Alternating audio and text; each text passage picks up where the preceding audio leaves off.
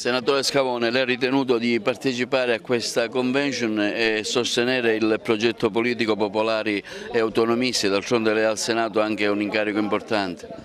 Sì, noi siamo presenti qui perché questo progetto che mette insieme il movimento popolare di Idea Sicilia del professore La Galla, gli sforzi importanti che ha fatto Saverio Romano col suo cantiere popolare e, se mi consentite, la grande storia autonomista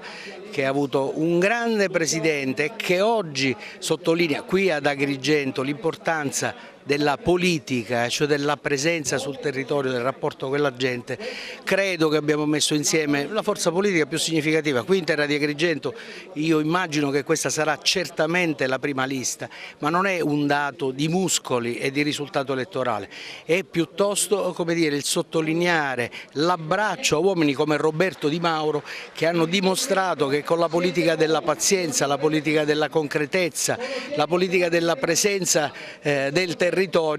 con la politica con la P maiuscola si rifà la Sicilia. Assistiamo a una condizione drammatica a cui ci ha portato un finto rivoluzionario, una condizione che in questi anni ha portato la Sicilia ad ultimo posto tra le regioni d'Italia ed ultima in assoluto tra le regioni d'Europa. Questo non è più possibile, siamo qua tutti per spenderci con passione perché il popolo siciliano ha bisogno di una risposta vera e ha bisogno di una grande, autorevole e dignitosa autonomia. L'idea autonomista mi sembra che ultimamente vacilli un po',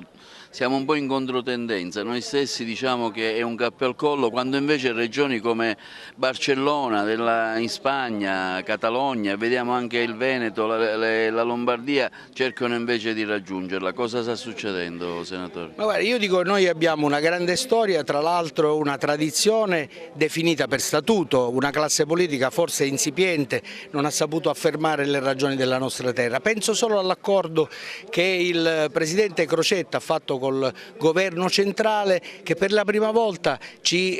avvilisce, nel senso che la Sicilia ha accettato con questo governo intanto una briciola per chiudere un bilancio rispetto a quanto dovuto e ottenuto tra l'altro per sentenza della Corte Costituzionale. Aggiungo un trasferimento dei soldi dallo Stato quando noi abbiamo nel 2016 riversato oltre il 40% di quelle che erano risorse allo Stato,